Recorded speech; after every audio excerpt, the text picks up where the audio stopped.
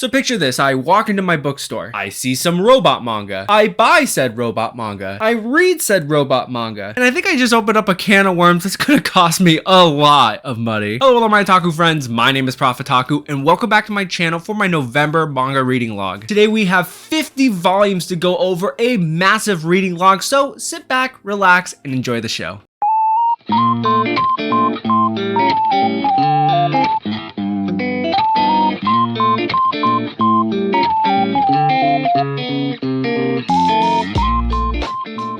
And before we get started today, as always, no spoilers. I will never tell you what specifically happens in a volume. I just want to tell you if a series is good or bad, some characteristics of new series, if it's an ongoing series, whether I like the direction, if it's a completed series, whether I like the ending. There are timestamps in the description down below showcasing all the different sections of this reading log, but we're first going to start off with the new series to me this month. So of course with that intro, we have to start with probably my favorite series this month. That is Mobile Suit Gundam Thunderbolt. I read volumes 1, Volume 2, and Volume 3. So this manga is actually pretty easy to get into. In layman's terms, it basically follows two sides in a war as they fight to gain control of the Thunderbolt sector. My favorite thing about this manga is that the artwork is easily the top 5 artwork I've seen in manga this year. Absolutely beautiful, so much detail, great action scenes. The mechas are drawn absolutely beautiful. It's just such an immersive world and they did such a great job. So definitely in these first 3 volumes, it was a lot of action, not too much substance, but I can see this as a flower. It's starting to blossom, especially near the end of volume 3. We're starting to get a lot more of the politics going on. We get a lot of diving into side characters. We get a lot of backstory of our main characters. I can see why this is a favorite of Gundam fans. I'm super glad that the Manga Sloth put me onto this one. On a completely opposite spectrum, we have X-Yakuza and Stray Kitten Volume 1, brand new series from 7 Seas, and of course, like the title, it follows a stray kitten who gets adopted by an X-Yakuza man. So I love delinquent manga, I love cats, so obviously it was a match made in heaven. I enjoyed this first volume relatively. It was cute, it was funny. I don't necessarily like the cat character, believe it or not. I think the cat character is really shallow. I don't like his attitude towards the owner. I think it's really kind of annoying. It's only a 4-volume series, so I'm curious to see where this goes from here. At the end of volume 1, it adds some more layers to the story, thankfully, because it makes it a lot more interesting. But yeah, if you like cats, if you like Yakuza, maybe you're gonna pick this up, but honestly, this is a take it or leave it. So continuing on that slice of life train, we have a Yuri slice of life series from 7 Seas, Futari Escape, and this basically follows this girl right here who has a job. The other girl here is unemployed, but they both don't like to work, so they get into hijinks together to basically avoid work. Slice of life series, they go out and do fun things. And honestly, that's the whole gist of the manga. There's no overarching plot line or any goal that they're working towards, which honestly is not my favorite thing in slice of life series. I like when there's a theme, there's a progression.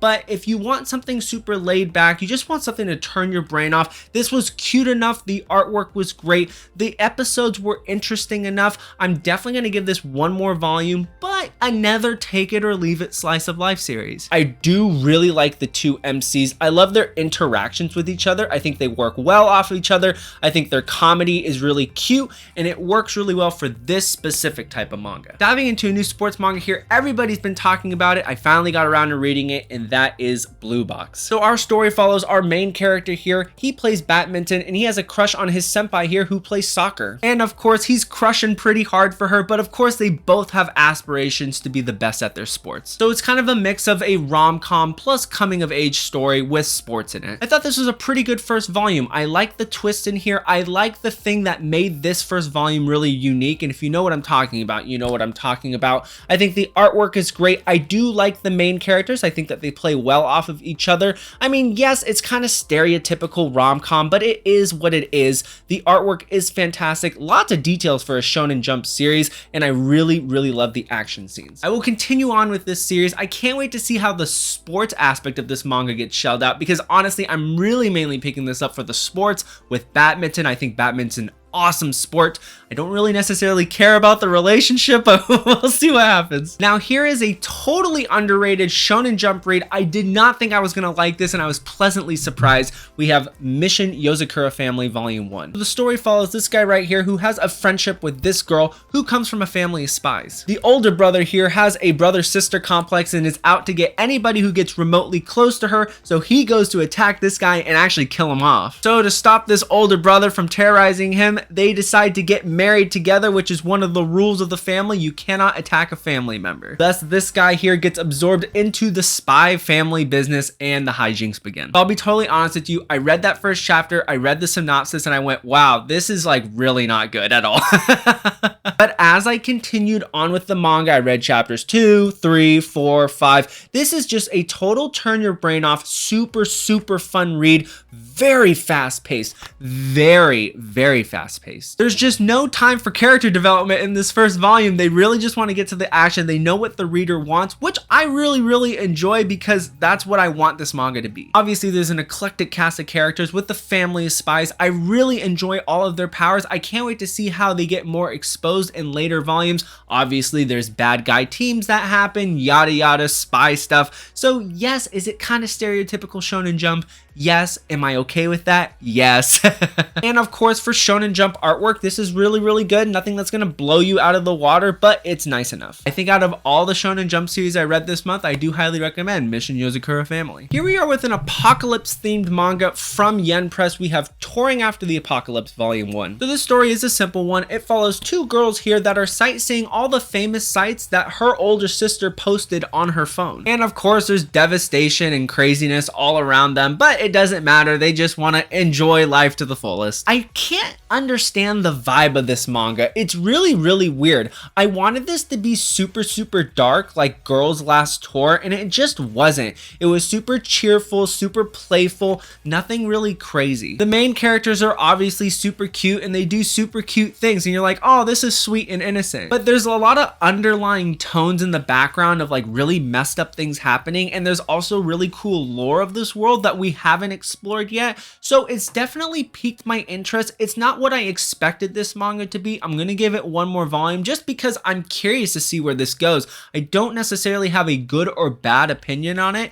I was just more confused about what this was trying to present. Here we are with a series from One Piece Books, a publisher I don't talk about too often on here, and that is Usatoki Rhetoric. This story is actually quite interesting. It follows a girl here who runs away from home, but she has the ability to tell when people are lying. She has trouble holding jobs and being a part of society for this very reason, but she ends up meeting a man who runs a detective agency. They get together, thus starts their partnership, solving mysteries. Simple premise, done well. I like the interactions with the characters. I like all the different episodes presented in this first volume. I think the mysteries were really interesting. I like that she used her powers really well, and I thought that it was really cool to see how this partnership worked out. The artwork looks fantastic. Definitely a different artwork style, and I really enjoy that. A solid first volume, 7 out of 10. I will continue to read this one. Next up is a Shonen Jump series everybody was talking about, and that is Dan Volume 1. So this series is quite crazy, but in layman's terms, it basically follows this girl right here who believes in spirits. And then you have this guy right here who believes in aliens. So they spark an unsuspecting friendship as they try to prove to the other person that their specific obsession exists. And then crazy stuff happens. We get alien abductions, crazy grandma spirits, and a guy who gets his male private part eaten off.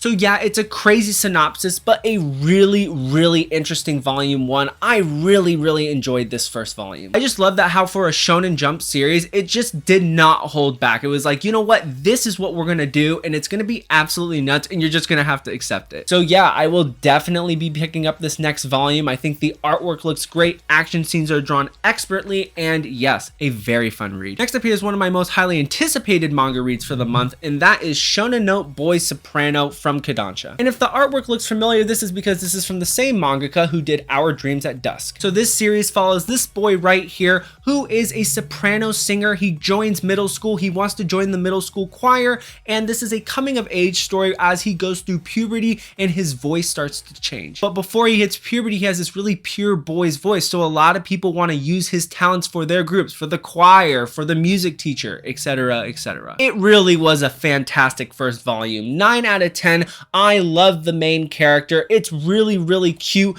It's super serious. It definitely gives me Blue Period vibes. A lot of life lessons to be learned here. Great coming of age pacing. It's just really well written. And of course, with Our Dreams at Dusk being from the same mangaka, highly acclaimed LGBTQ title, I just cannot wait to see what this 8-volume series will continue to bring in the future. So this next section here is going to dive into the completed series that I had this month. First up, we have Hayao Miyazaki's Shuno's Journey. This is a beautiful hardcover release by First Second Publications. Fantastic that we got this work. And the story basically follows this boy right here who lives in a land where it's really hard to grow crops. His people are struggling, so he goes out to find this golden wheat. So this manga has some of the best artwork that I've seen all year. It's absolutely beautiful in full color. It definitely gives me vibes of like watercolors or oil paintings. Miyazaki just does a great job of creating this beautiful fantasy world, and he uses the artwork to his advantage. So I highly implore you check this manga out. If we can continue to support these type of publications from these small publishers, hopefully we can get these old avant-garde releases that we just don't see now in 2022 due to the crazy dark fantasy shonen jump craziness. Next up here is the thick boy. We have Therme Rome, the complete collector's edition from Yen Press. So this manga follows our main character Lucius. He's a creator of baths in Rome. Of course, he's kind of down in his luck. He's trying to find inspiration to create the next big bath of Rome, and he gets transported to modern day Japan, and thus he starts observing the hot springs of Japan and brings these influences back to him in Rome and brings them to the people. It's a time traveling comedy manga with a really cool historical setting, realistic historical setting, and it was a lot of fun to read. So I basically break this manga down into two halves. The first half is very episodic with Lucius time traveling to Japan, learning things about the Japanese baths, coming back to Rome and implementing these changes into his historical world. The second half of the series is a more overarching story, and that was what was most enjoyable for me. It was really cool, lots of different elements from action, historical, romance. It was really well done, and the ending really landed for me. Artwork is 9.5 out of 10. The publication is one of the best publications out there this year. The story itself was definitely a little bit slow in the beginning, and some of the chapters were a miss, but I love the cast of characters. I think all of them play a very important role to this story,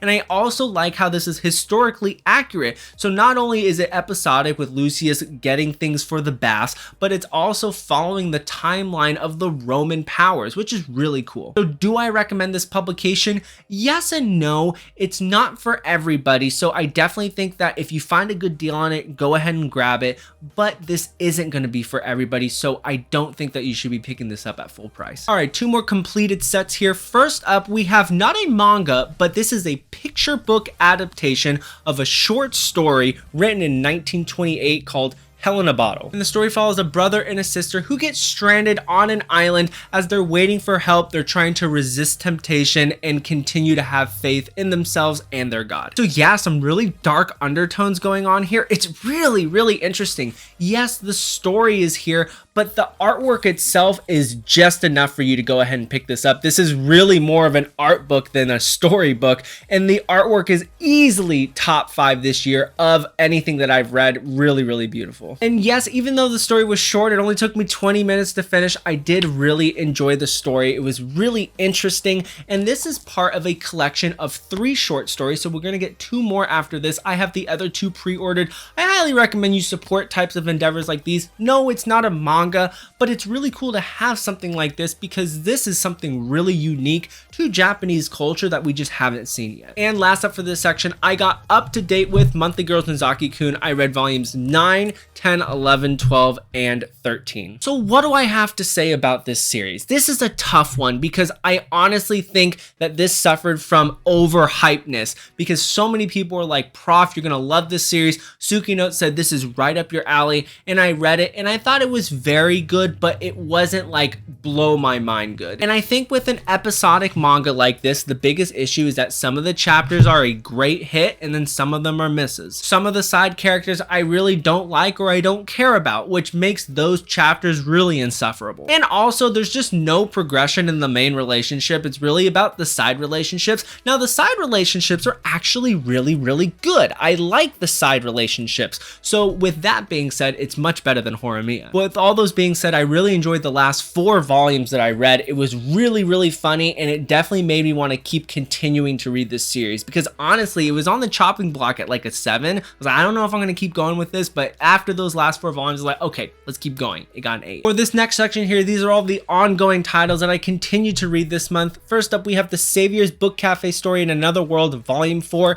5-volume series. This is the penultimate volume, a fantastic continuation of this last arc. I like how the relationships are developing. I like how the lore of this world is really starting to expand. I can't wait to see how they put the bow on top of this present at the end. And if you're a new reader to isekai, I actually recommend this one. This is one of the first isekai that I read, and I really enjoyed it. I like the book cafe story. I think it's very applicable to us as manga readers. So yeah, this is a lot of fun. I cannot wait for the last volume. Next up here is My Dad's the Queen of All VTubers Volume 2, a 3-volume series from Chitin Books. I plan on doing a whole review of their catalog sometime later this month, so stay tuned for that video. But what I will say about Volume 2 is, obviously, I love Volume 1 enough to go ahead and pick this up, and Volume 2 did not disappoint. This manga is a meme manga. Think about Nichijou. Think about My Dear Friend Nokotan. I mean, this was just absolutely fantastic. Continued to keep me laughing. I just love the relationship between the dad and the son.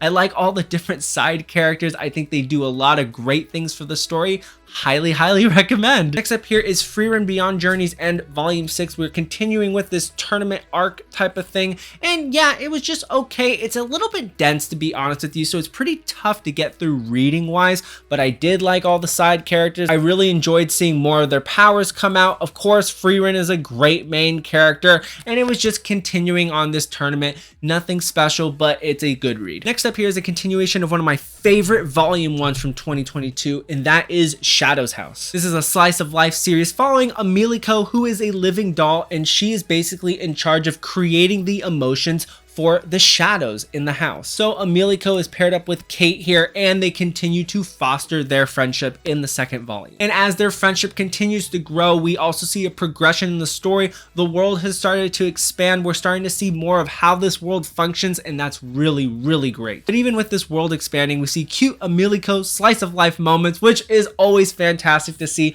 Artwork is great. I cannot wait to continue on with this series. It's just such a great series, a slice of life series done perfectly with a very interesting world and using that world to its advantage. Next up here is Kimono Jihen Volume 2 from 7 Seas, and basically this is like Bungo Stray Dogs, but more shonen-y, not seinen-y, not as serious, a little bit more laid back, and it's a lot of fun. We continue to have more of an episodic nature with the kids doing cases and doing odd jobs around the city, doing more supernatural things, but this is really a lot of fun. I'm really enjoying this series, and I think what makes this series great for me are the cast of characters, specifically the children. I think they're all super likable, and I can't wait to see how their powers progress. But if you want a quick synopsis of this, it basically follows this boy who has superpowers, and he gets roped in with the detective agency with a bunch of other supernatural children, and they solve mystery cases. Next up here is another volume 2 of one of my favorite volume 1s of 2022,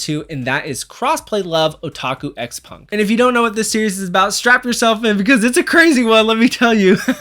You have this boy who likes this girl, you have this boy who likes this girl, so they cross-dress as the girls, and so to get closer to each other, these two are best friends. And with these 4 people, they all interact in all the different combinations, and it's really funny. And of course, with this volume, we continue to see the interactions with our main characters, but we also see our side characters come to bat. And what I really think that this manga does well is implementing these side characters and enhancing this main category of main characters and not hindering it. It's an episodic manga, but it's just done so well because you have all these different character combinations. It's super funny. The artwork is just meme written all over it. I highly recommend this manga. Suki Notes loved this manga. She got it off of my recommendation. I hope she talks about it more. We need people to pick this up because this is so good. Next up here is Fire Force Volume 29. We're continuing in this final arc, and I swear I think Okubo was on something when he wrote this volume specifically,